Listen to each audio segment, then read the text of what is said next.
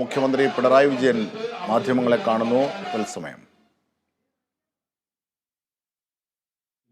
Cyber ആസ്ഥാനത്ത് ഉണ്ടാകും. Cyber division നിലവിൽ വരുന്നതോടെ പോലീസിന്റെ ഘടനയിലും വലിയ തോതിലുള്ള ആധുനികവൽക്കരണമാണ് നടക്കുക. കാലഹരണപ്പെട്ട ചില തസ്തികകൾ ആംഡ് പോലീസ് റിസർവിലെ ചില തസ്തികകൾ പുനർവിന്യാസത്തിലൂടെ ഈ ഡിവിഷന്റെ ഭാഗമാക്കിയിട്ടുണ്ട്. ടെലികമ്മ്യൂണിക്കേഷൻ വിഭാഗത്തിലെ സാങ്കേതിക മികവിന്റെ കാര്യത്തിൽ മുന്നിൽ നിൽക്കുന്ന തിരഞ്ഞെടുക്കപ്പെട്ട ഉദ്യോഗസ്ഥരെയാണ് പുനർവിന്യാസത്തിലൂടെ സൈബർ ഡിവിഷന്റെ ഭാഗമാക്കിയിട്ടുള്ളത്. കുറ്റവാളികളെ കണ്ടെത്തുന്നതിനുള്ള അന്വേഷണം ഇതിന്റെ ഭാഗമായി വലിയ തോതിൽ മെച്ചപ്പെടാനാണ് പോകുന്നത്. ഓൺലൈൻ തട്ടിപ്പുകൾക്കെതിരെ സാമൂഹിക അവബോധം വളർത്തുക എന്നത് പ്രധാനമാണ്. അതിനും നല്ല ശ്രമം പോലീസ് നടത്തുന്നുണ്ട്. സാമ്പത്തിക തട്ടിപ്പിനെതിരെ നല്ല ജാഗ്രത പാലിക്കാൻ പൊതുവെ സമൂഹത്തിന് കഴിയേണ്ടതായിട്ടുണ്ട്. പുതിയ സൈബർ ഡിവിഷന്റെ രൂപീകരണത്തോടെ സൈബർ കുറ്റാന്വേഷണ രംഗത്ത് പുതിയൊരു കാൽവെപ്പാണ് കേരളം നടത്തുന്നത്.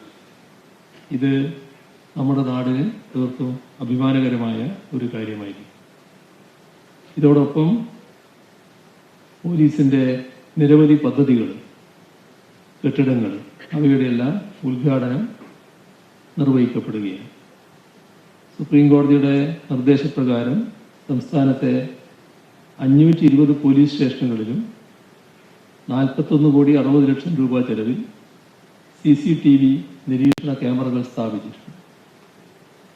വാഹനങ്ങളുടെ നമ്പർ പ്ലേറ്റുകൾ പോലീസ് കൺട്രോൾ റൂമിലിരുന്ന് മനസ്സിലാക്കുന്നതിനുള്ള ക്യാമറ സംവിധാനം ജില്ലകളിൽ ഇപ്പോൾ തന്നെ നിലവിലുണ്ട്. തിരുവനന്തപുരത്തെ സ്റ്റേറ്റ് കൺട്രോൾ റൂമിലിരുന്ന് ഈ സംവിധാനം ഉപയോഗിച്ച് സംസ്ഥാനത്ത് എവിടെയുമുള്ള വാഹനത്തിന്റെ നമ്പർ പ്ലേറ്റ് ദൃശ്യങ്ങൾ കണ്ടെത്താനാവുന്ന സംവിധാനത്തിനാണ് ഇന്ന് തുടക്കമാവുന്നത്. 1,70,00,000 രൂപ ചെലവഴിച്ചാണ് തിരുവനന്തപുരം സിറ്റി AR ക്യാമ്പിൽ traffic safety system and command centre നിർമ്മിച്ചിരിക്കുന്നത്. ഇത് നല്ല രീതിയിൽ നമ്മുടെ സമൂഹത്തിന് ഉപകരിക്കുന്നതാണ്. CCTVയുടെ പ്രവർത്തനങ്ങൾ നല്ല മെച്ചപ്പെട്ട രീതിയിൽ തുറന്നു കൊണ്ടുപോകാൻ നമുക്ക് കഴിയണം. കൃത്യമായി ആ പ്രവർത്തനങ്ങൾ നടക്കുന്നുവെന്ന് എല്ലാ ഘട്ടത്തിലും മോണിറ്റർ ചെയ്ത് ഉറപ്പുവരുത്താൻ കഴിയണം.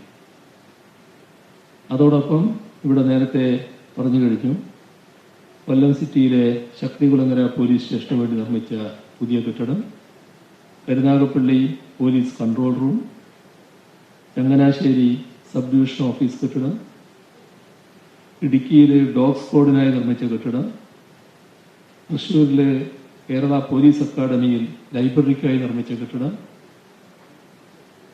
കണ്ണൂരിലെ ആലക്കോട് പോലീസ് സ്റ്റേഷൻ കെട്ടിടം, അവിടെ തന്നെ കണ്ണൂരിൽ തന്നെ മുഴക്കുന്ന് പോലീസ് സ്റ്റേഷൻ കെട്ടിടം, KAP 5ാം ബറ്റാലിയനിൽ നിർമ്മിച്ച അപ്പർ സബോർഡിനേറ്റ് ക്വാർട്ടേഴ്സ്,